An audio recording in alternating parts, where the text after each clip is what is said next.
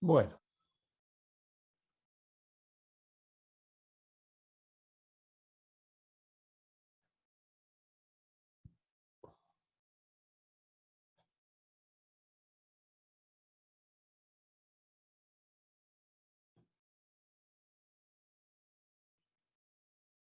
Recording in progress. bueno, buenas tardes quien se ha incorporado recientemente. Recuerden, si hay alguna inquietud en particular sobre lo que vayamos tratando, me interrumpen o hacen la consulta vía chat.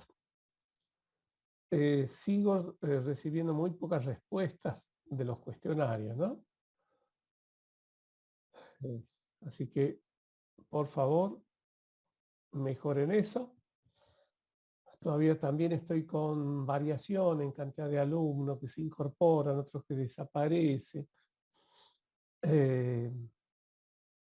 Esto me hace ir y volver sobre los cómputos que puedo hacer respecto de los cuestionarios y de los trabajos.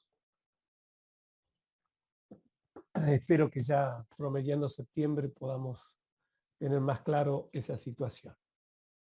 Bueno, el cuestionario 2. El cuestionario 2 trae una serie de interrogantes y vamos a hacer como la vez anterior. Vamos a escuchar las respuestas que usted ha planteado y lo vamos a ir aclarando. Simplemente, en este momento definimos esta primera columna que nos habla de disuasivo, preventivo, detectivo, correctivo, de recuperación y compensatorio. Lo ideal en cualquier ámbito de protección es evitar que una contingencia ocurra, ¿sí? Con lo cual se toman medidas disuasivas que tienden a evitar que se produzca una contingencia. Por supuesto que eso es muy limitado, muy acotado, porque como lo hemos dicho en la clase anterior, una contingencia es un hecho fortuito, es decir, no sabemos cuándo va a ocurrir, tampoco sabemos exactamente si va a ocurrir, y no deseado, ¿sí? Entonces, sumando esas dos definiciones, tenemos que tener en cuenta de que tenemos que implementar en una escala medidas de protección, que reitero, en principio podrían ser disuasivas. Yo eso, antes que entremos a analizar las respuestas de cada uno de ustedes al cuestionario. Y para hacer más clara la situación, yo voy a hacer el paralelismo con un cajero automático. Todos conocen un cajero automático, ¿sí? El cajero automático tiene, en principio, una puerta de acceso con una cerradura. Lamentablemente, en el 99,9% de los casos, la cerradura no funciona. Pero en principio, está ahí para que quien posee un elemento de apertura, no una llave como normalmente se conoce, sino una llave electrónica, una tarjeta, recién podríamos abrir el acceso al cajero, que obviamente está dentro de un determinado habitáculo. Entonces, la puerta es una medida disuasiva, es para que no entre cualquiera. Es como poner una barrera, ¿sí? Previa al acceso al recurso informático que estamos analizando, que en este caso sería el cajero. Bueno, supongamos, como decía recién, que el cajero no tiene esa seguridad habilitada, la medida disuasiva esa no existe, entonces entramos al cajero. Y dentro del cajero, antes de acceder físicamente al equipo, a la máquina con la cual trabajaríamos nosotros para tener acceso al sistema, hay cámaras de seguridad. Esas cámaras de seguridad también son una medida disuasiva. No me van a impedir a mí continuar del acceso legítimo o no al sistema del cajero automático. Pero es como llamarme la atención. Cuidado que te estamos filmando, ¿sí? Como dicen algunos ámbitos, sonríe, te estamos filmando. Es disuasivo. Trata de evitar que un intruso acceda incorrectamente al recurso informático. Eso es el primer término. Preventivo. Parecerían que son sinónimos, pero no. El disuasivo trata de evitar el acceso. El preventivo se activa cuando nosotros ya estamos frente al recurso, ¿sí? Y ya son herramientas propias de ese recurso informático que van a tratar de evitar una introducción no autorizada. En este caso, supongamos que, lógicamente, nuestra intención no es provocar un daño material, no es romperlo al cajero, sino que acceder al sistema del cajero. Entonces necesitamos un elemento de acceso, que en el caso del cajero es la tarjeta. Entonces nosotros introducimos la tarjeta y se genera dentro del software asociado al procedimiento del sistema al cual esté asociado ese cajero, ya estamos entrando al sistema, estamos en la puerta del sistema. ¿Qué hace el sistema? Toma una medida preventiva. Hemos superado las disuasivas, la cerradura en la puerta y la cámara, no me han importado. Yo tengo una tarjeta. Bien, puedo ser un usuario legal.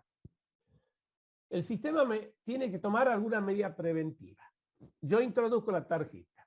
¿Cuál le parece a ustedes que es la medida preventiva que va a tomar el cajero? Pedir la clave. Bien, ¿sí? Es decir, no basta con que yo tenga un dispositivo de acceso al sistema, sino que va a pedir una clave, una contraseña. Concretamente, en el caso de los cajeros automáticos, llamada número de identificación personal, en español, o PIN, como normalmente se la conoce.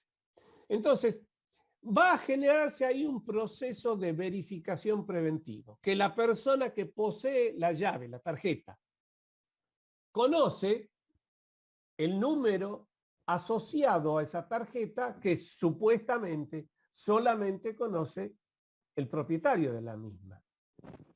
Pero como es habitual que ocurran inconvenientes en el teclado, uno se equivoque, no va a ser a la primera que el sistema nos va a bloquear el acceso. Nos va a advertir que la clave no es la correspondiente y quizá nos dé 1, 2, 3, en general 3 oportunidades para intentar acceder al sistema. Y eso que está trabajando ya a nivel de software del sistema es un proceso preventivo de verificar que quien presentó la tarjeta es realmente el propietario de la misma. Entonces hasta ahí la medida es, como ven ustedes acá, preventiva. Tampoco es infalible. ¿De qué depende que yo ingrese el número PIN correspondiente si no soy el usuario de esa tarjeta? ¿Alguien sabe responderme?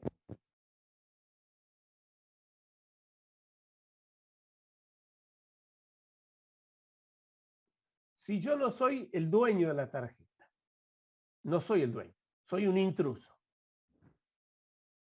el sistema me va a pedir un número de identificación personal, universalmente aceptado, de 4 dígitos. Ahora, ¿qué es lo que impide, ¿sí?, que yo, poseedor de esa tarjeta, ingrese el PIN adecuado?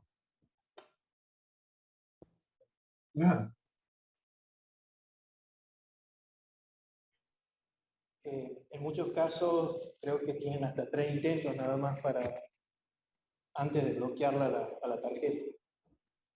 Correcto. Pero ¿qué es lo que está impidiendo a mí que yo ingrese el PIN correcto? Si lo conozco o no. Bien, no lo conozco. Entonces, ¿qué me queda? El azar. El azar. ¿Sí? El azar. ¿Quién le dice a ustedes o al sistema de que el número de ingresados no le pegue de casualidad? ¿Cuántos dígitos son? 4. Me dan, como alguien comentaba recién, 3 oportunidades. Esa es la restricción que me está haciendo. Porque el usuario habitual también se puede haber olvidado, se puede haber confundido, ¿sí? Entonces nos va a dar no más de 3 oportunidades para que podamos nosotros acceder al sistema. Ahí está actuando la medida preventiva. Nos limita en la cantidad de pruebas que podemos hacer. Fíjense en que aceptar una posibilidad en 9.999 depende exclusivamente del azar. ¿Sí?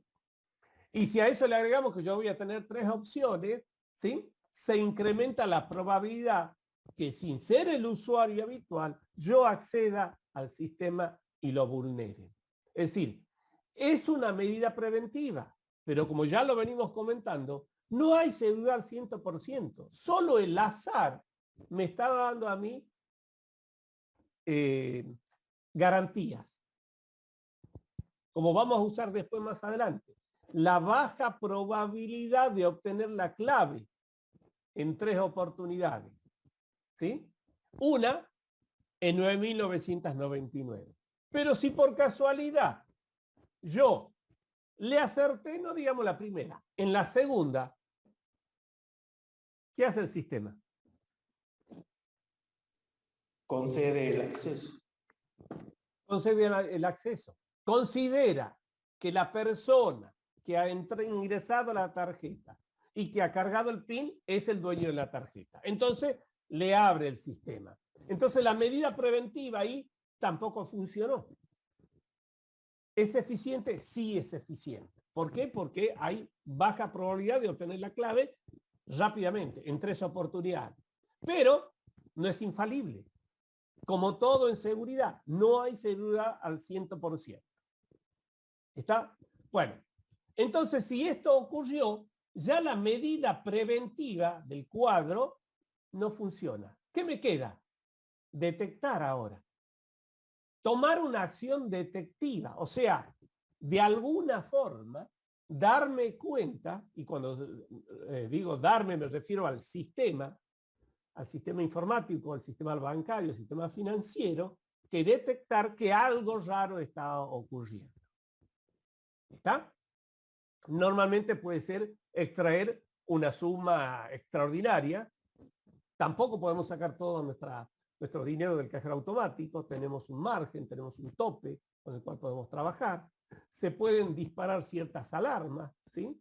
Mi tarjeta está siendo usada en Europa y yo estoy domiciliado en Tucumán y no he avisado de viaje. Es decir, perdón, parámetros que el sistema puede chequear y validar. ¿Está? Pero el sistema ya ha sido vulnerado. Entonces, deberá buscar alguna medida detectiva. Bueno, una vez que ha detectado, obviamente, lo que sigue es una medida correctiva. ¿Sí? Ojo, no tienen por qué ser consecutivos. Yo violé, si se quiere, las medidas disuasivas. No me importó la puerta, no me importó la cámara. Violé las preventivas, ¿sí? Pude acceder a través de un PIN obtenido al azar al sistema. No funciona la preventiva. La detectiva, capaz que no se activa en ese momento, capaz que se activa después, ¿sí? Capaz que después yo denuncio en el banco el extravío de la tarjeta, ¿sí? Entonces, el sistema va a tomar medidas detectivas tratando de minimizar las consecuencias de un acceso no autorizado. Y después, ¿qué sigue? Bueno, correctivo. ¿Cómo corregimos eso? Inhabilitamos la tarjeta, ¿sí? Bloqueamos la cuenta, ¿sí? Una serie de medidas tendientes a que esto no vuelva a ocurrir. Bien. Después tenemos de recuperación. Bueno, ¿qué hacemos para recuperar el sistema? Eso ya dependerá mucho del tipo de medida de que se trata. De que se trata. Y por último, compensatorio. O sea, ya hemos pasado todas las etapas, veamos cómo actuamos frente a esa situación. ¿Está claro? Entonces, estas son medidas de protección que de acuerdo a cuándo entran en funcionamiento van a ser disuasivas, esto es lo que deben recordar ustedes, disuasivas, preventivas, detectivas y correctivas. Las otras dependerán. Muchas veces las medidas correctivas requieren de la acción ya no automática del sistema, es decir, el sistema no puede corregirla, necesitan del factor humano que actúe de alguna manera para llegar a corregir el inconveniente. Bueno, y después hay una serie de medidas que están ahí clasificadas de orden administrativo. Fíjense en acá, leo la aclaración al pie. Controles administrativos llamados controles blandos, porque están orientados a la gestión, documentación de seguridad, entrenamiento, políticas de seguridad, ¿sí? En el ejemplo podía ser la cerradura, ¿sí? Podía ser esa cámara de seguridad, una política que implemente que en el acceso a todo cajero automático hay una cámara de seguridad. Ahora ustedes saben si funciona. Tiene prendido una luz y funciona. Está grabando. ¿Está realmente considerando quién ingresó al cajero? Bueno, todo ese tipo de cuestiones tienen que ver con lo que llamamos controles administrativos. Controles técnicos, llamamos también controles lógicos, por ejemplo, de software, de hardware, cifrado, mecanismo de identificación, autenticación. Estamos claros en el caso del ejemplo de la tarjeta, ¿sí? La tarjeta, el lector de la tarjeta, ¿sí? El teclado por el cual yo ingreso el PIN, etc. Y controles físicos, barrera física para proteger instalación, personal, llaves, cerradura, ¿sí? Así podemos clasificarla a estas medidas. Bueno.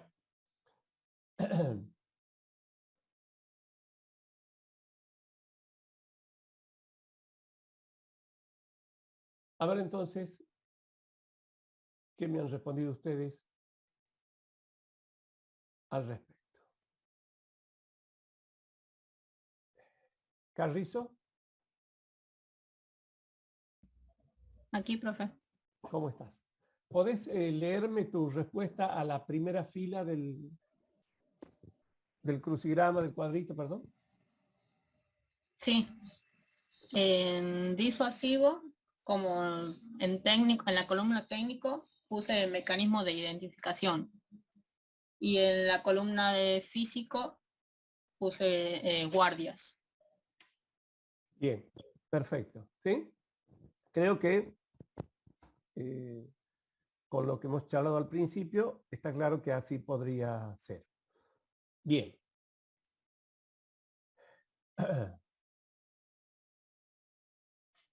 Denme un segundo así, voy marcando. Bien. ¿Lorca?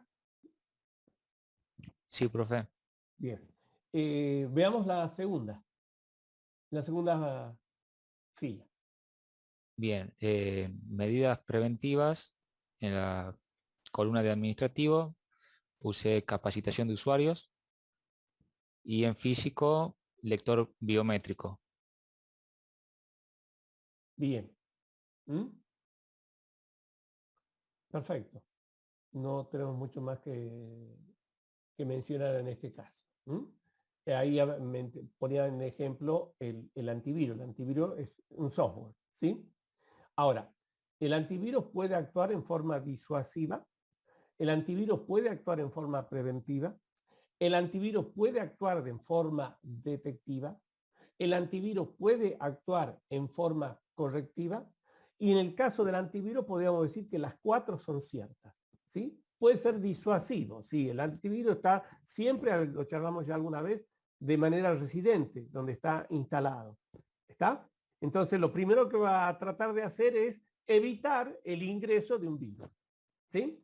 Sí, el virus lo mismo insiste, hablemos más técnicamente, el código malicioso de alguna manera intenta acceder a ciertos recursos, bueno, ya tomará alguna medida preventiva, ¿sí? Si se superó esta instancia y el código malicioso todavía perdura en el sistema, bueno, tendrá que detectarlo, para lo cual ahí tenemos una función básica de los programas antivirus. Y por última correctiva, y sí, en algunos casos, frente a determinados tipos de código malicioso, incluso un antivirus puede recuperar el estado normal de un archivo dentro del sistema. Se dan cuenta que también es difícil catalogar un tipo de medida de protección exclusivamente como solamente disuasivo o preventivo. Tenemos que analizarlo en su totalidad. Bien, perfecto. Bien, loca. Bueno. Gordillo está presente.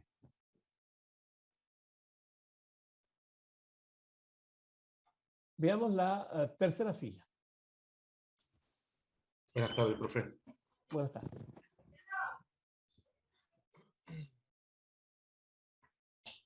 En la tercera, que era detectivo, pero ahí no lo pude completar yo porque no lo podía ver de la forma que usted lo explicó recién, y ahí como que me quedó claro, digamos. No lo completé esa parte. Bien, ¿y qué te parece ahora que lo charlamos? ¿Tenés una respuesta? Si es con respecto del circuito cerrado de televisión y detectivo como administrativo,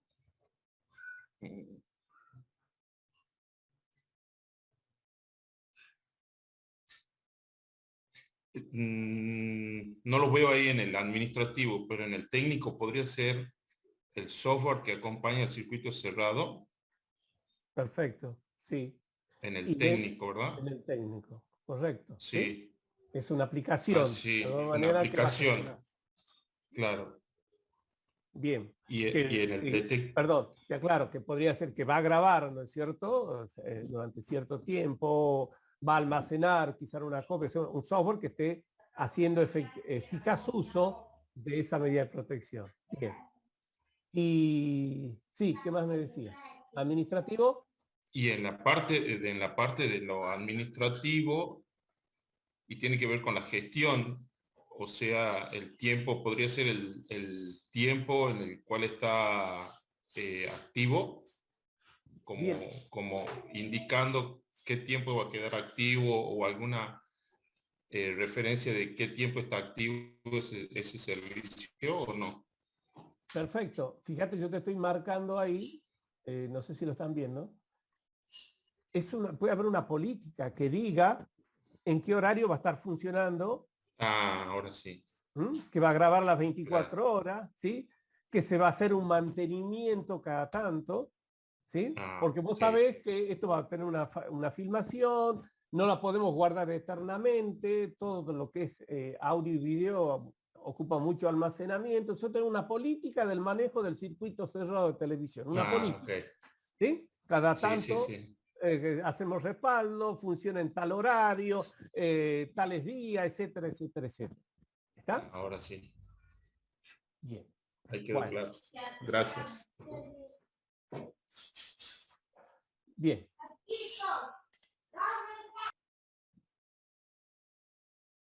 Oliva. Buenas tardes, profe. Buenas tardes. ¿La cuarta fila? Sí. Correctivo. A nivel administrativo puse registro de causas y acciones tomadas. Al nivel técnico, terminación de conexiones. Y en el físico ya figuraba como cambio de cerradura. cambio de cerradura, ¿sí? Obviamente, de nuevo, la referencia que vos haces al administrativo llega a ser eso, una política de seguridad que define cómo va a ser el uso, ¿sí? Cómo va a ser la puesta en funcionamiento, que define la manera en que se va a trabajar. Bien, fíjense, restato esto porque vamos a llegar después, ya en la próxima clase, a hablar de las políticas, lo importante que son las políticas, que son las normas, que cada uno va a tener que respetar. Hago hincapié en un detalle para que ponga en evidencia lo fundamental que es una política, que reitero es una norma a la cual nos tenemos que adherir todos de la organización, absolutamente todos. Vienen dos vehículos en una calle de doble mano. Acá va el ejemplo. Se vienen enfrentados, ¿sí? Uno contra otro.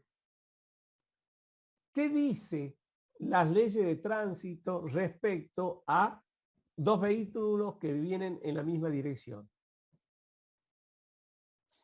Que debe circular a la mano derecha. A la mano derecha, ¿sí? Esa es una norma, ¿está? Si dependiese de lo que yo voy a decidir, se imaginan el desastre que sería con que cada uno tome un criterio. Diga, bueno, yo voy a la izquierda, yo también diga, yo voy a la derecha, que coincidiría con la izquierda de uno, ¿está? Esa es una norma que está puesto, que todos conocemos y que sabemos que tenemos que respetar, que hacen al buen funcionamiento, en ese caso, de la circulación en el tránsito. Esto es lo mismo, es una medida de protección. Y las políticas tienen que basarse siempre en políticas, así sea el backup, el antivirus, la cámara de seguridad, los usuarios, ¿sí? Las normas de respaldo, todo debería estar basado en normas que técnicamente nosotros llamamos una política de seguridad. ¿Está? Muy bien. Bueno, ¿vamos siendo claros hasta acá? Sí, profe. Sí, profe. Bien. Bueno, y Teixeira, ¿sí? ¿Por qué no completamos ya las dos últimas líneas? Así un poco avanzamos en el cuestionario.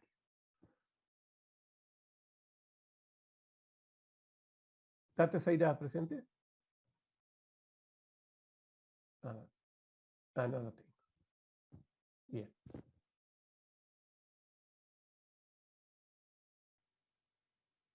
Puedo continuar, profe, si quiere.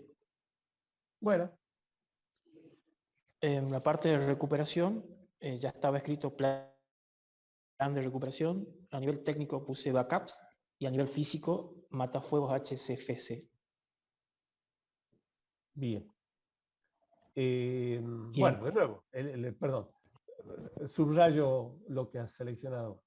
O sea, de nuevo un plan, ¿sí? Una política. Lo vamos a llamar, sí, no indistintamente, pero sí vamos a hacer referencia a un plan o una política de seguridad. Bueno, y obviamente el backup, y acá al hablar de una medida de protección física que es obviamente contra incendio, ¿sí? Lo que hablamos es de una política que defina las normas de seguridad contra ese tipo de contingencia. Bien, ¿y? Profe, ¿Sí? porque una consulta bien de recuperación puede ser, por ejemplo, un disco de respaldo. ¿Seguro? Sí. Sí. Vamos a ver nosotros después las distintas formas de almacenamiento y vamos a hacer hincapié en los tipos de respaldo que vamos a tener, ¿sí? O sea, los tipos de almacenamiento a través del disco, incluso vamos a considerar el almacenamiento respecto en la nube o sistemas de almacenamiento en red. Eso cuando veamos no muy lejano en el tiempo el tema de backup. Pero bueno, está abierto, ¿no es cierto?, a algo que tiene que ver con todo lo que tiende a proteger nuestros datos. Después de un desastre, un disaster recovery. La sigla esa significa disaster recovery, ¿sí? Recuperación de un desastre. Y habitualmente esto nos va a llevar a tomar medidas de restauración, que lógicamente requerirán de copias de respaldo. ¿Está? Entonces, en la parte física podemos introducir varias opciones. es válida la que está puesta y la que ustedes proponen también. Sí. Bien, y completamos entonces, o ya está todo.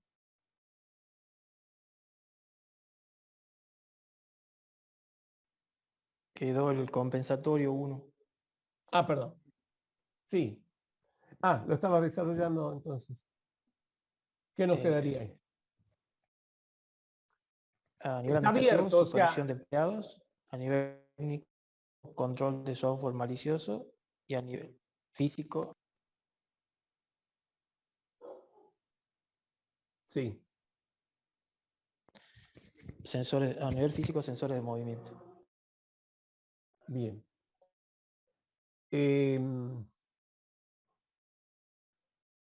Tienen que suponer que cuando hablamos de compensatorio estamos visualizando una situación que yo trato de volver a lo que llamamos un instante operativo, o sea, cuando todo funcionaba relativamente bien.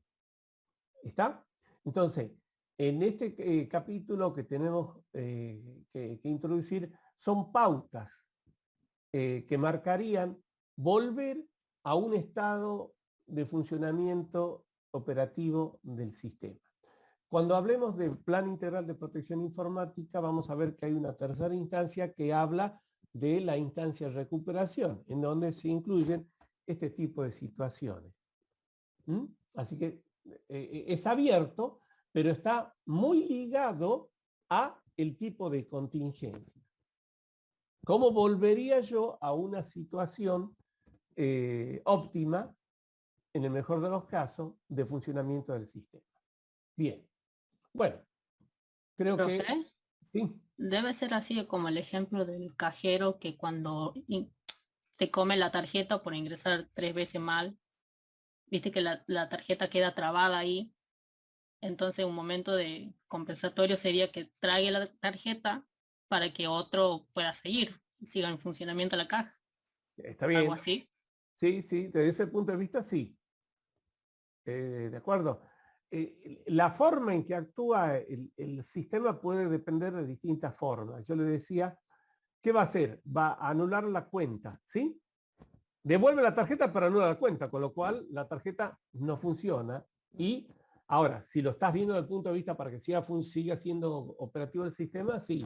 La almacena, desocupa el lector para que otros usuarios puedan seguir operando.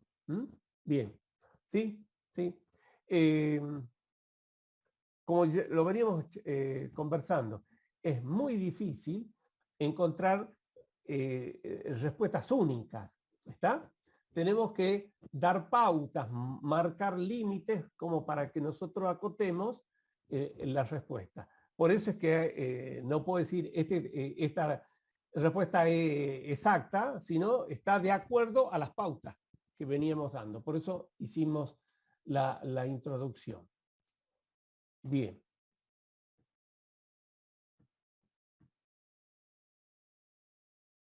Bueno, después venía ahí sí un crucigrama, simplemente haciendo referencia a un conjunto de pistas, ¿sí? Que ustedes podían encontrar tratando de jugar un poquito con, si vale el término, la jerga de la temática de seguridad. Bueno, y acá hay un aspecto que me interesa destacar fundamentalmente, que es el hecho de la informática y la ley, ¿sí? La legislación. Ustedes saben que en nuestro país existe un régimen republicano que tiene un poder ejecutivo, un poder legislativo y un poder judicial. El poder ejecutivo es el que hace cumplir las normas. El poder legislativo, el que las propone, ¿sí? Le da un marco, el marco de una ley, de un reglamento, de un decreto, etc. Y la justicia, la que tiene que, en caso de que haya alguna discrepancia, actúe tratando de acercar claridad a la situación. la seguridad informática toca muchos aspectos que tienen que ver con la ley. ¿Se acuerda cuando mencionamos los ciberdelitos? ¿Sí? Normalmente un ciberdelito habría por lo menos uno o más damnificados y uno o más activistas, si se quiere, de esa situación. Activistas digo porque podrían ser intencionales o no intencionales. Por ejemplo, accidentales. Pero dentro del marco del desarrollo de una actividad surge el concepto de delito informático, ¿sí? O derecho informático. El delito informático y el derecho informático no son elementos que le competen como una formación profesional, obviamente a los ingenieros en sistemas de información, ¿sí? El derecho informático tiene que ver con la reglamentación de las actividades, quizás vinculados con los sistemas de información. Y por supuesto que en el desarrollo de las leyes, en el desarrollo de los juicios, pueden intervenir especialistas en informática para aclararles conceptos a los jueces, en la forma de peritos o en la forma de auditores, acercar informes que le acerquen a quien no es especialista, un juez, un abogado, ¿sí? Respecto de los aspectos técnicos de la ley informática. Entonces, surgen una serie de normativas que son las que tratan de dar ese marco.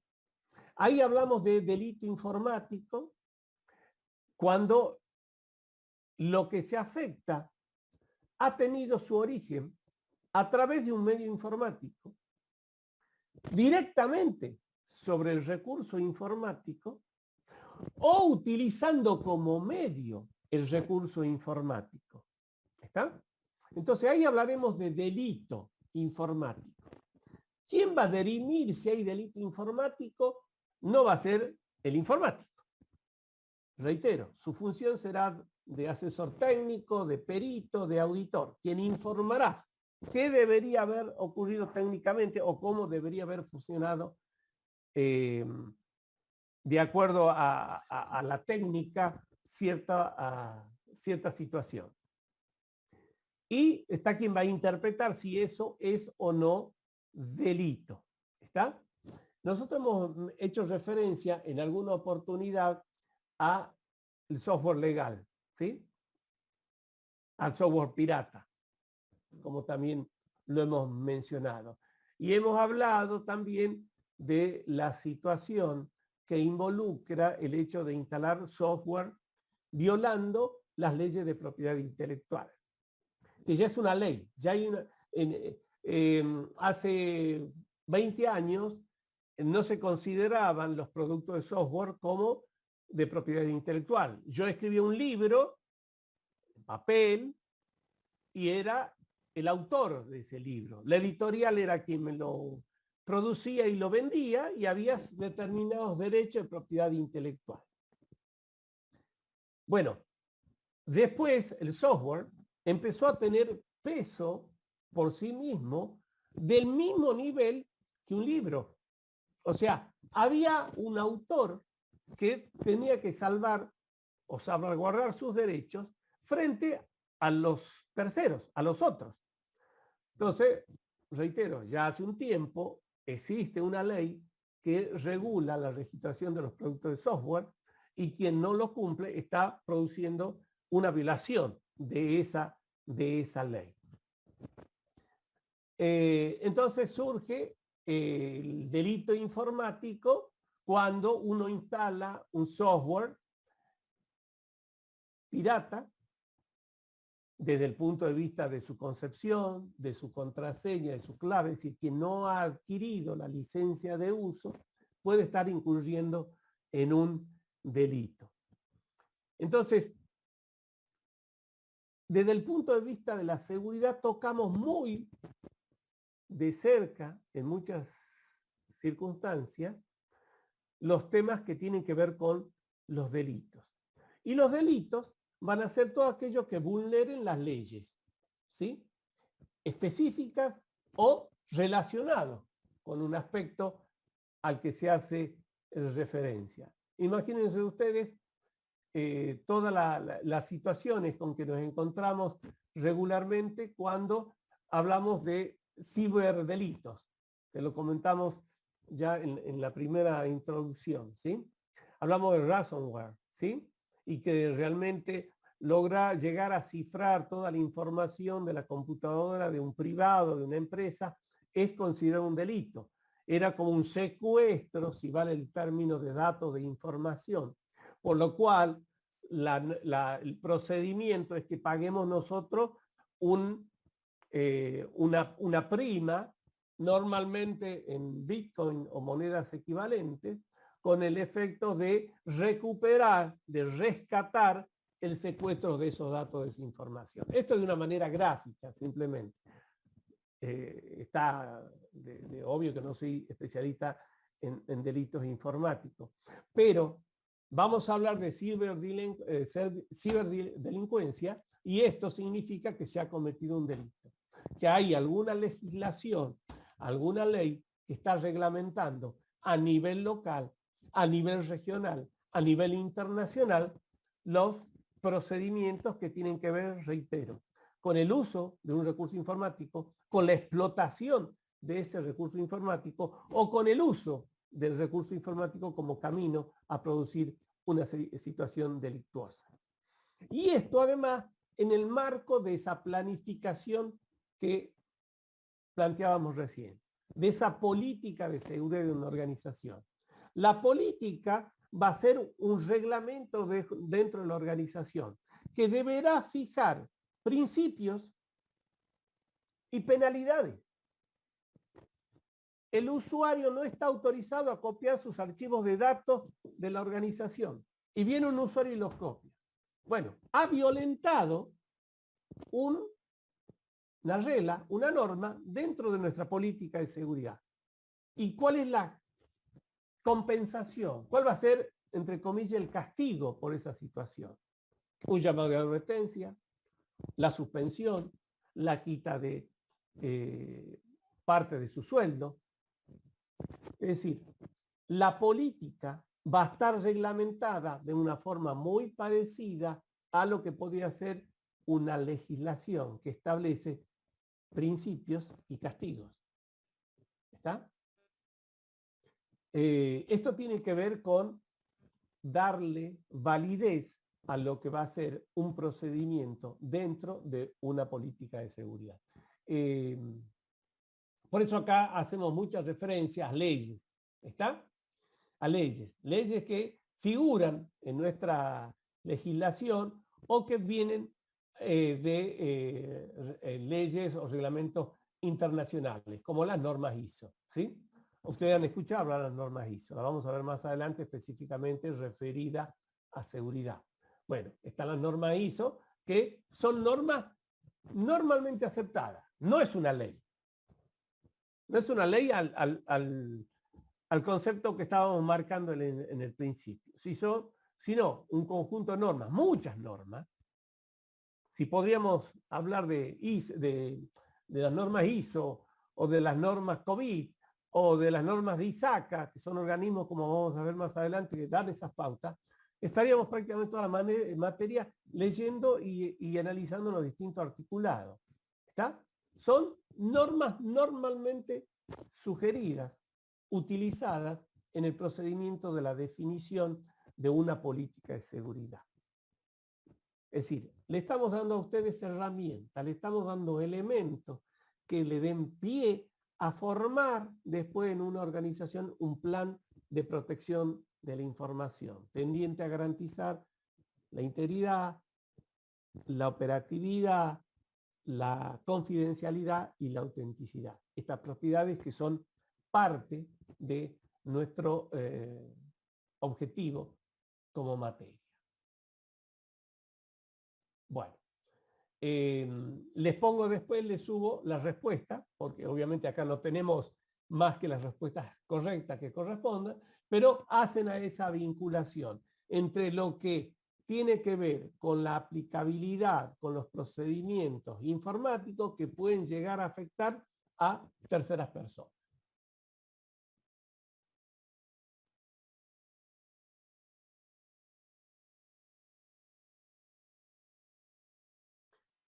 Bueno, vamos a la pregunta 3. Dada la siguiente relación entre amenazas y vulnerabilidades, complete los espacios en blanco según sus consideraciones. Y el ejemplo es malware, código malicioso en español, que puede explotar la carencia de un software antivirus. ¿Sí? ¿Cuál es la amenaza? La infección de un virus. De alguna manera lo podemos leer así. La carencia de un software antivirus puede llegar a la infección del sistema informático con un virus, con un código malicioso. ¿Está? Cuando hablamos de vulnerabilidad, en general hacemos referencia también a un tipo de contingencia. ¿Sí? Una vulnerabilidad también es una contingencia no deseada. Imagínense ustedes, cuando definíamos contingencia era un hecho fortuito no deseado. Bueno, una vulnerabilidad también es un hecho fortuito. Ya existía, de alguna manera estaba la vulnerabilidad, solamente que no la conocíamos. ¿Está? Hasta que se descubrió y surgieron las medidas tendientes a corregirla. Normalmente las vulnerabilidades nacen de software. ¿Está? Las hay de hardware también, pero son las menos. Y vinculadas obviamente al software que sustenta ese hardware. Bueno, muy bien.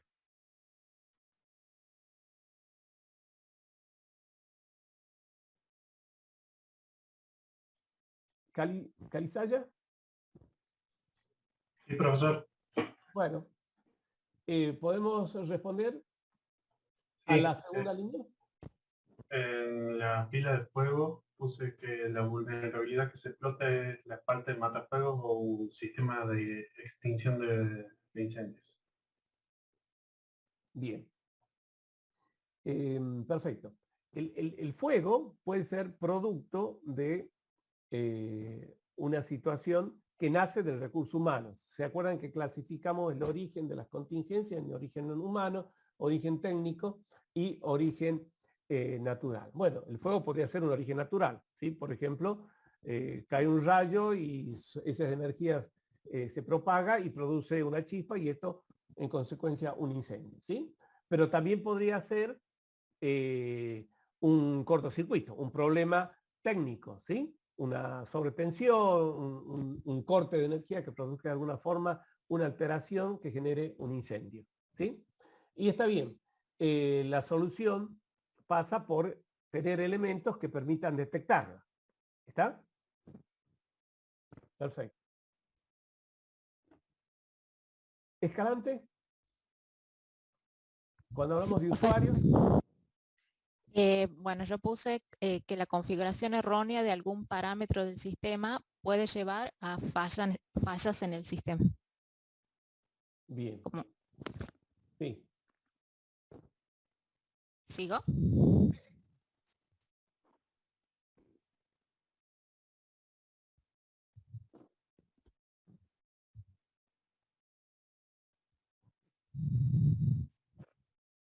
¿Sigo con la línea de abajo, por favor? Por favor, sí. Bien. En la parte de empleado puse la amenaza resultante puede ser el mal uso de los sistemas. Está bien. Te salteaste proveedor. Ah, el proveedor. No hay control de acceso a la información. Puede llevar a robos secretos de la organización. Bien.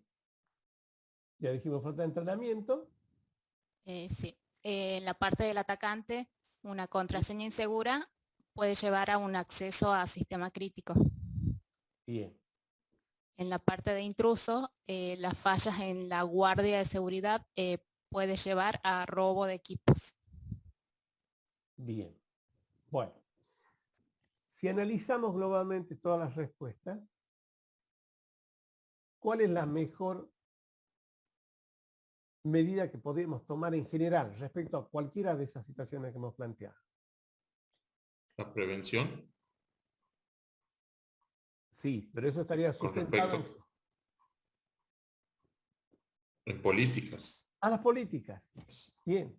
O sea, obviamente, por eso hoy el tema es que nos hagamos carne el concepto de la política, tanto del antivirus como de la falta de capacitación de los usuarios, con las normas respecto a las terceras personas que vienen y nos instalan equipos, nos instalan una red de comunicaciones. Viene Telecom a poner una línea de datos. Bueno, ¿qué control tenemos con esa gente? Con los recursos que nos habilitan. ¿Está? Y todo eso puede estar contemplado perfectamente en políticas. ¿Está? Las políticas respecto a de los proveedores, ¿sí? Respecto de la capacitación de los empleados, o sea, una política que diga cuando se instala un nuevo sistema, cuál va a ser la metodología para capacitar a los usuarios, cuánto tiempo van a practicar, cómo se va a hacer la puesta en funcionamiento, la puesta en marcha. ¿Está? Todo esto puede estar preventivamente definido en una política, que tampoco van a ser infalibles, pero se dan cuenta que hace, que cierra de alguna manera todo lo que tiene que ver con esa exposición. Bueno. Bien, perfecto. Gracias. Bueno. Partiendo de la documentación proporcionada en el aula virtual sobre normas de protección informática, ISO, COVID, ONTI, ¿sí? Define una política de seguridad sobre el uso de recursos informáticos puestos a disposición de los usuarios. PC, notebook, impresoras, periféricos. Mínimo 5 normas. ¿Está? De nuevo, es una política. Ahora, ¿la invento yo? Puedo. Pero tengo el respaldo de estas organizaciones que ponemos como ejemplo que ya hemos mencionado. La ISO, a nivel internacional, COVID, nuevamente en el desarrollo de aplicaciones. La ONTI, que es en la Argentina la que rige de alguna forma el uso de los recursos informáticos en las empresas del Estado, pero que ya han documentado, si lo vamos a hacer, analizamos globalmente algunas reglas, porque reitero, sería muy extenso analizar cada una de las pautas de los principios, ¿sí? Desarman la organización en el área informática en todos sus componentes, el usuario, el recurso físico, el recurso lógico, el recurso de comunicaciones, etcétera, etcétera, etcétera. Con lo cual es muy importante el desarrollo que se tiene sobre esas situaciones. ¿Está? ¿Miranda está presente? Creo que dijimos que no. No. Bien. ¿Lucero? Sí, profe. Bueno. ¿Pudiste armar alguna propuesta? Yo tengo varias, pero bueno, no sé si estarán bien. Ahí le digo, la primera que tengo es poseer, desarrollar o ejecutar programas que pudieran interferir sobre el trabajo de otros usuarios o dañar o alterar los recursos informáticos. Bien. ¿Cómo sería la norma ahí? Los empleados deben evitar y todo lo que vos has puesto, ¿sí? O sea, la política sería todos los usuarios, obviamente si pueden desarrollar hay que ver que no, cómo lo encuadramos perfectamente, pero la idea sería marcar la política. Los usuarios, los operadores, los programadores, ¿sí? No podrán, y repetilo por favor lo que vos dijiste.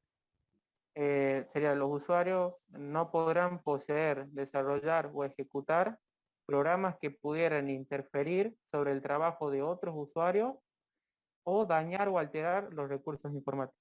Bien, ahí queda como una política. Entonces, bien, cuando se introduce un nuevo empleado, cuando se pone, se le dice, estas son las normas, las políticas de la organización respecto de tu puesto de trabajo. Y entre esas, perfectamente cabría la que estamos mencionando. ¿Alguna más? Por ejemplo, no sé si le tendré que agregar algo.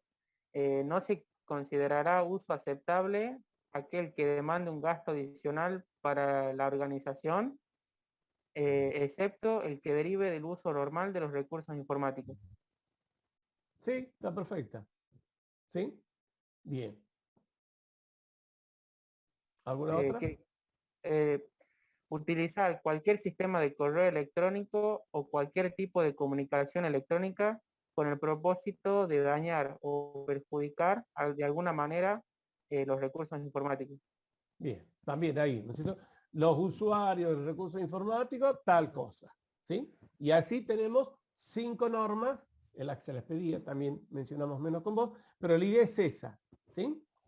Bien. Y tenemos, reitero, no partimos de cero, tenemos el apoyo de esas organizaciones que lo han hecho muy taxativamente y puede ser muy útil. Bueno, Paz. Sí, profe, el mismo punto. Sí, el mismo punto, a ver cuál es tu propuesta. Sí, yo había buscado encontrado, por ejemplo, uso de contraseñas y renovación de forma periódica de las contraseñas.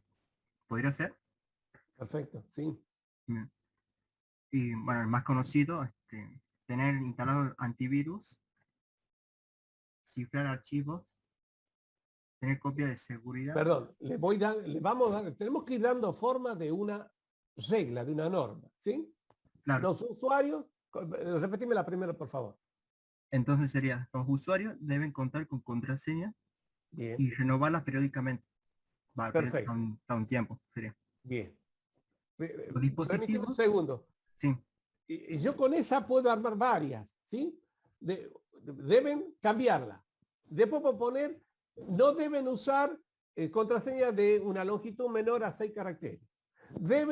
Los usuarios deben, claro, o sea, definir perfectamente cómo va a ser el procedimiento de las contraseñas de los usuarios, ¿sí? Que usar minúsculas, mayúsculas, símbolos especiales. Es decir, ¿se dan cuenta cómo puedo llegar a ser tan detallista en definir el procedimiento que después agilice el área informática? ¿Está? Bien, así, completemos lo tuyo. Bueno, entonces la de antivirus sería los dispositivos que usen los usuarios deben contar con software antivirus o anti-malware. ¿Así sería bien? Sí. En una organización, esto como aclaración, capaz que la organización es la responsable, o sea, el área informática, digamos así, de la instalación, ¿sí?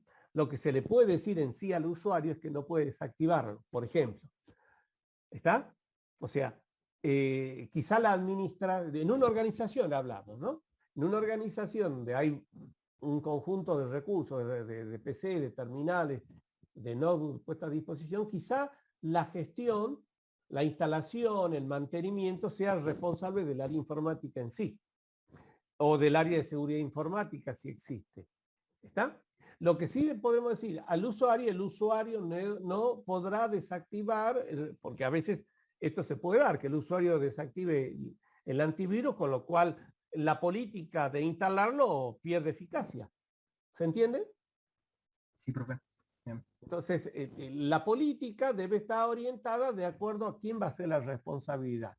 Si no hay un área informática, si nos quedamos simplemente con los usuarios, sí, está claro, ¿sí?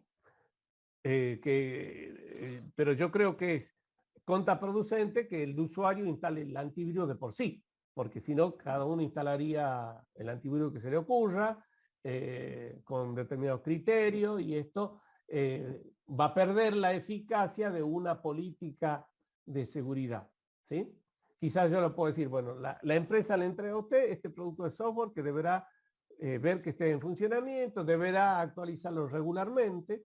Vamos a ver cuando veamos de antivirus que en los antivirus empresariales o corporativos se actualizan automáticamente. O sea, la idea es que se actualicen automáticamente todas las estaciones de trabajo. ¿Está? Entonces el control de la herramienta de protección puede estar librada a otra instancia. Lo que tenemos que decir, por eso hacíamos referencia a los usuarios finales. Y acá tenemos que marcar esa diferencia que te estoy haciendo notar. ¿Se entendió? Sí, profe. Bien. Bueno, ¿alguna otra? Sí, sería los archivos con información más importante, y ahí tendría que aclarar qué tipo de importancia, tipo como datos de clientes, por ejemplo, como también número de tarjeta, que son archivos sensibles que estén cifrados. Ese sería otro también. Está bien. Bien. Perfecto. ¿Mm? Bueno. Bueno, Tengo una creo pregunta. que... Sí. Yo lo mandé, pero no puse bien esta parte del punto 4, porque no le di ese formato. Y al punto 1 lo tenía incompleto y al punto 2 me faltaban unas 4 palabras. Ahora yo pregunto, lo completo y le vuelvo a pasar porque yo ya le pasé. Está bien. No, yo ya le aclaré un poco respecto a este tema. La idea del cuestionario previo es para que ustedes, en base a la documentación que tienen y algo que charlamos previamente en clase, puedan ir armando respuestas. ¿Sí? Yo los recibo, no los leo a todos, imaginan, como lo estamos haciendo ahora. Prefiero que lo hagamos de esta manera interactuando. Entonces, lo fundamental es que lo presenten, que ustedes analicen, porque acá no hay ganancia para mí, la ganancia tiene que ser para ustedes. ¿Está? Entonces, si ha quedado claro, si hemos completado en nuestra cabeza el razonamiento, las respuestas que estamos, perfecto, no hace falta que me lo devuelvan. ¿Está? Sí, la restricción es que el trabajo práctico debe estar antes, cosa que yo vea más o menos por dónde van las respuestas que usted me planteó, y armo la clase en función de hacer hincapié en ciertos puntos. ¿Está? O sea, si ha quedado claro, es lo ideal. ¿Está? Sí, quedó claro bien. No hace falta que me lo reintegre. Sí, a los que no lo han presentado, obviamente, tienen ya con la sapiencia, si vale el término, que hemos adquirido, lo deben subir antes de cada viernes de la semana. ¿Está? Bien, profe. Bueno. Profe, disculpe, yo se lo mandé anoche. Yo soy Salas. Yo se lo mandé anoche sin querer, no me acordaba que era hasta el viernes. Bien. Sí. Reitero, el tema, no el viernes en sí, ¿no? Ustedes tienen, yo lo subo normalmente el jueves, algún día lo subiré un viernes por algún problema. Ustedes entre el fin de semana y lunes me lo envían. Yo voy a los que no lo han presentado dentro de ese plazo, lo voy a recibir, pero ya van a quedar con tarde. ¿Sí? ¿Se acuerdan cuando hablamos de esa calificación? El que lo presentó tiene 10 puntos. El que lo presentó, perdón, 2 puntos. El que lo presentó tarde tiene 1 punto, el que no lo presenta tiene un 0 y después tendrá que presentar una recuperación de todos. Esa es la forma de evaluarla. Presentar. ¿De acuerdo? No hay una aprobación global, tiene 5, tiene 6, no. Simplemente presentarlo hasta el lunes de cada materia. Yo el martes ya tengo que tener las respuestas para que podamos armar la clase. De ahí tienen Changuin, trabajan el jueves y viernes y el sábado, domingo están liberando a lo más tardar el lunes. Quienes no lo presenten hasta ese lunes tienen hasta el viernes para completarlo, porque ya se lo recibo tarde. ¿Está? Pero se los recibo, quedan marcados como me lo han presentado. O sea, está bien. O sea que si lo mandamos antes de la clase, es el punto completo, ¿verdad? El lunes, sí. Ah, bien. El lunes, porque yo tengo que armar, reitero, la respuesta para el día más. Sí, hasta el lunes. Claro, yo lo mandé ayer, por ejemplo. Bueno, ¿cómo esto perdiendo sí? Paz. Sí, sí lo tengo. Sí, Bien. no hay problema. Ya está presentado el tuyo. ¿Alguna otra duda? Bien. Bueno, avancemos un poco, no mucho, reitero por el tema este que hemos estado con media clase hoy. Quiero creer que sea por el tema de del examen este que están en marcha. Bueno, las otras preguntas tienen que ver con esto. El Plan Integral de Protección Informática y sus instancias. Por eso no lo respondo y cerramos ya con esta introducción teórica para que ustedes puedan verificar la validez de lo que han contestado en la respuesta al cuestionario. Instancia de un Plan Integral de Protección Informática. Acá, en una época hablábamos de etapas, pero llegábamos a la conclusión de que se interpretaba como que las etapas son algo sucesivo y que una vez que me superó la etapa 1 ya viene la 2 y después la 3 y que las otras directamente ya no tienen importancia. No es este el caso y por eso ha cambiado el concepto de instancia, porque como ven ahí en la gráfica, Plan integral de protección informática tiene ciclos, tiene procesos dinámicos que van y vuelven. ¿Está? Entonces esos procesos que van y vuelven requieren de la verificación de las instancias permanentemente. O sea, se superó la primera instancia, seguro que viene la segunda y viene la tercera, y después volvemos quizás a la primera instancia. Es lo que vamos a tratar de aclarar ahora. La pregunta hacía referencia a la primera instancia. Ya vimos nosotros que era imposible lograr una seguridad del 100%. Y también decíamos que no podemos proteger todo en la organización, ¿sí? Sino que debemos fijar prioridades, establecer para una organización qué es lo más crítico, qué es lo más valioso desde el punto de vista de los sistemas informáticos y sus datos para la organización. Y eso tiene que ver con los llamados puntos críticos. ¿Está? Yo en la organización voy a hacer primero ese análisis. ¿Cuáles son los puntos más vulnerables del sistema informático y cuáles son los valores críticos para el cumplimiento del objetivo de la organización? Una vez que determiné esos puntos críticos, el segundo paso tiene que ver con qué riesgos. Recuerden ustedes que hay un volumen de contingencia de origen natural, de origen técnico, de origen humano, que las catalogamos incluso charlando hoy con la respuesta del cuestionario. Bueno, de esas contingencias y teniendo en cuenta los puntos críticos, ¿cuáles son riesgos para la organización? ¿Cuáles pueden llegar a afectar mis datos? Las propiedades características de la información, la integridad, la confidencialidad, la operatividad o la autenticidad. ¿Está? Entonces, esas contingencias la convertimos en riesgo. Y ese procedimiento es lo que se llama un análisis de riesgos. Reitero, por una cuestión operativa y por una cuestión económica, no podemos garantizar y de medida de protección para todo el sistema informático. Tenemos que establecer prioridades. Y esas nacen de los puntos críticos.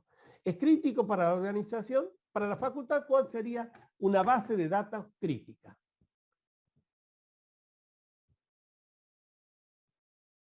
¿Qué les parece a usted? Para la Universidad Tecnológica Nacional, ¿cuál es una base de datos crítica?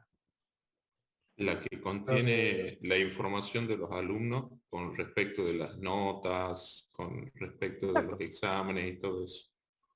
La información de los alumnos.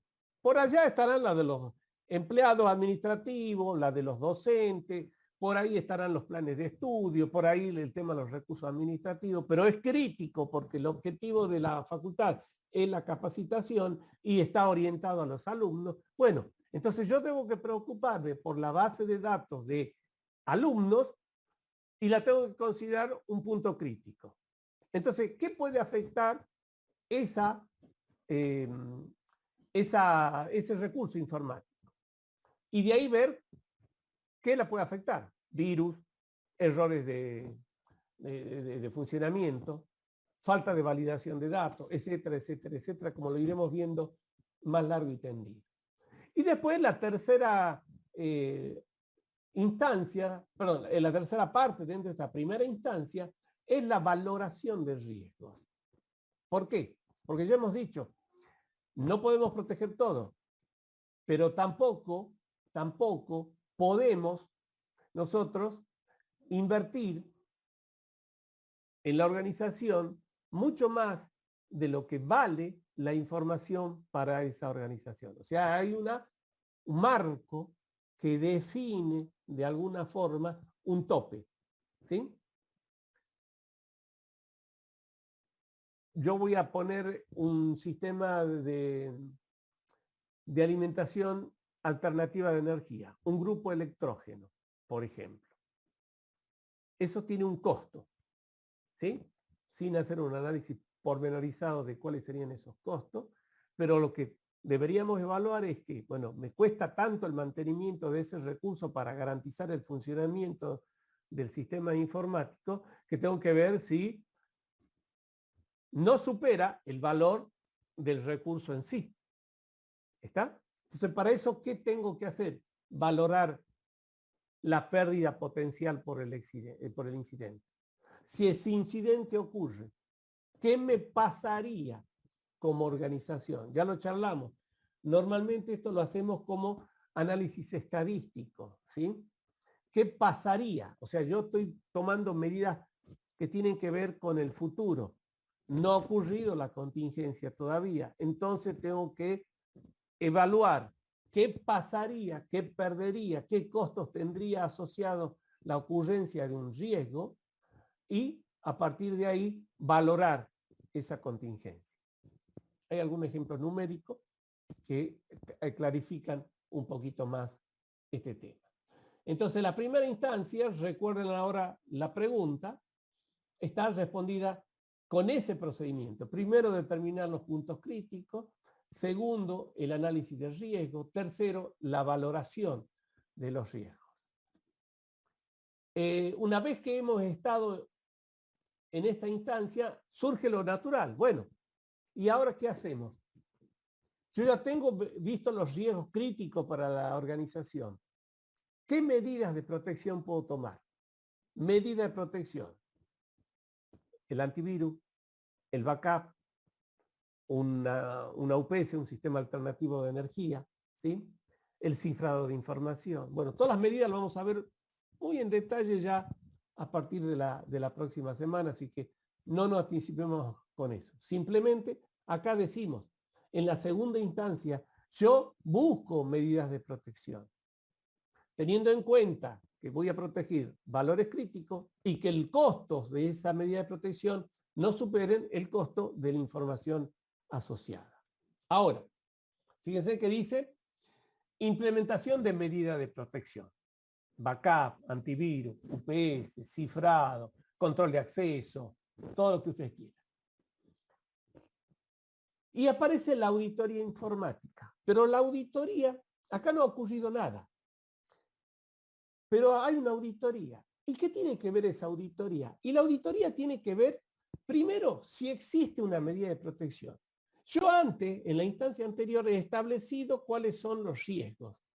Y debería haber preparado medidas de protección. Entonces, la auditoría de seguridad, en este caso, lo que hace es, ¿existen las medidas de protección frente al riesgo que yo he analizado en la instancia 1?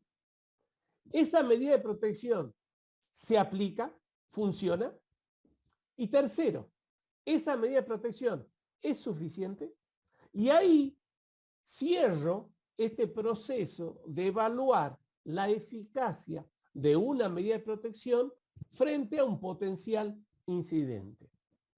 ¿Está? Entonces, en la segunda instancia yo instalo medidas de protección, las que económicamente me convienen, y verifico que funcionen. Hago un ejemplo. Yo establezco que hay posiblemente pérdida de información, entonces defino una medida de protección que es el respaldo, el backup.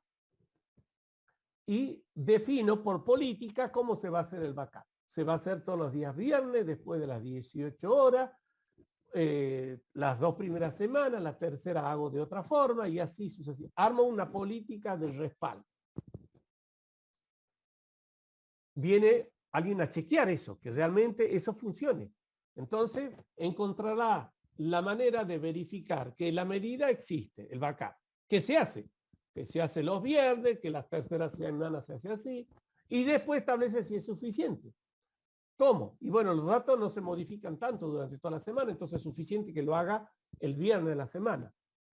Si hay una pérdida entre martes y jueves, no va a ser tan pesado. Pero capaz que yo verifico que entre lunes y miércoles se han modificado mucho los datos. Entonces, la medida existe, se aplica, pero no es suficiente. Debo modificarla, debo adecuar. Sin que haya ocurrido nada. Simplemente una auditoría de seguridad para ver la eficacia de la medida de protección. Es lo que nosotros llamamos control sobre los controles. La auditoría informática en este caso es un control sobre los controles, sobre las medidas de protección. Después viene una tercera instancia. Como nosotros ya sabemos de que no hay garantía al 100%, que por más que yo ponga el antivirus, el control de acceso, el cifrado de información, etcétera, etcétera, capaz que sufra una contingencia, porque no hay garantía al 100%. Entonces, la tercera instancia tiene que ver con el procedimiento de recuperación de una contingencia. Pero yo no puedo esperar que ocurra una contingencia para ver si las medidas de protección son adecuadas. Porque si no lo son, he fallado. Entonces, por eso, primero figura simulación de contingencia, pruebas de vulnerabilidad. Algunos la llaman también testing, ¿sí? Un test testing, ¿sí? Una prueba. Esto se hace en esa tercera instancia para ver que las cosas funcionen como deberían funcionar. Y a partir de ahí vemos si la primera y segunda instancia están bien preparadas para el funcionamiento regular de la seguridad de la información. No obstante eso, lo mismo, debo prever qué pasaría si no obstante eso ocurre. Bueno, eso es lo que se llama el plan de recuperación de contingencia. Plan de recuperación de contingencia. Hoy lo mencionaba, un disaster recovery, ¿sí? Una recuperación de un desastre. Quizá no sea tan desastre, pero tenemos que prepararnos para que, no obstante que yo determine los riesgos, que apliqué las medidas de protección, que verifiqué con la auditoría, que hice pruebas de funcionamiento, ocurre la contingencia. Bueno, tengo que estar preparado con un plan de recuperación para que la vuelta a la operatividad sea lo más limpia y rápida posible. ¿Está? Bueno, ese es el plan integral. Esas son las tres instancias. ¿Cómo? Esto puede fallar, entonces obviamente volvemos. Si hay algo que yo detecto mediante las pruebas o mediante la ocurrencia de la contingencia, y tengo que volver a las medidas. Cambio la medida, ¿sí? Yo tenía instalado un antivirus supuestamente adecuado, pruebo el antivirus y detectaba los virus generales y sufro una infección del código malicioso. Bueno, algo falló. No es lo suficientemente eficiente el antivirus que tengo, o no se actualiza regularmente como debería. En fin, tengo que volver sobre la medida de protección y tratar de corregir lo que haga falta para que la medida siga siendo parte del proceso de protección. Y después está si hay modificaciones, si se han instalado nuevos sistemas, si se incorporan nuevos usuarios, si ingresamos nuevas actividades dentro de la organización. Todo esto va a llevar a que analicemos de nuevo. ¿Representan un punto crítico? ¿Cuáles son los posibles riesgos que afectarían esos puntos críticos? ¿Qué medidas de protección podríamos proponer para ello? Y como ven ustedes, esto es cíclico. ¿Está? Lo vamos a repasar de nuevo el martes que viene porque esto es fundamental en la concepción del plan integral que da pie a las políticas de seguridad que deberían formar parte de todo proceso de seguridad informática. Bueno, ahí tienen algunos ejemplos numéricos como para que vayan viendo en lo que es la valoración de riesgo. Un elemento que es muy común en esta instancia es lo que se conoce como el análisis de riesgos.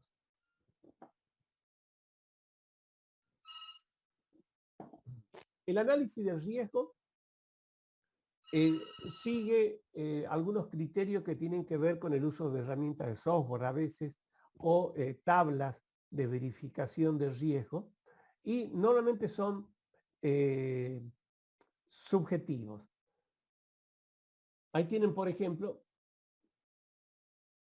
un software que hace análisis de riesgo. Lo importante de esto, obviamente, es un software que ya está fuera de uso, pero lo importante es que no hay una calificación de riesgo exacta. Yo no puedo decir este riesgo me va a ocurrir en un 60, en un 50, en un 40%. Normalmente se califica con un riesgo bajo, medio, alto, muy alto y algunas subcategorías que puede haber en el medio. ¿Está? Entonces, cuando yo hago el análisis del riesgo, es muy difícil que yo diga, este riesgo puede ocurrir en un 70% y estar seguro de que así va a ser. O este riesgo me va a afectar en un 25% y estar seguro que así va a ser. Entonces, vamos a una cuestión más subjetiva. Bajo nivel de riesgo, mediano, alto, etc.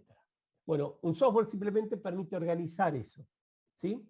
Cómo nosotros establecemos, tenemos una guía que nos permite hablar del análisis del riesgo. Bueno, ya hemos hablado de la segunda instancia, la tercera instancia, ¿sí? Y con eso termina este capítulo. Con esta última aclaración, recuerden que la implementación de medidas de protección es una relación que debería tener un punto crítico virtual. No hay fórmula matemática, no hay una ecuación que yo le diga apliquen esta ecuación y ustedes van a estar ahí perfecto. No hay.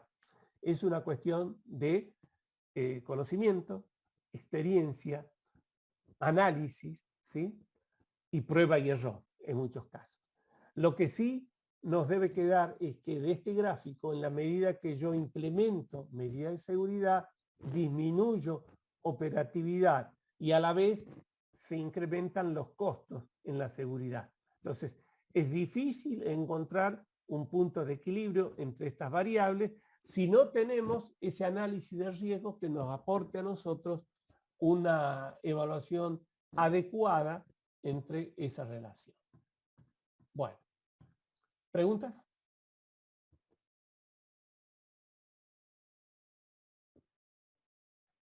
Bien.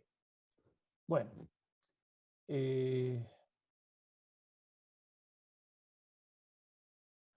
No quería avanzar mucho más hoy, reitero, porque ya charlamos. Entonces, vamos a hacer una especie de cuestionario 3 que va a ser más repaso que otra cosa. Y a partir de ahí tendremos la clase próxima para trabajar. ¿Alguna consulta?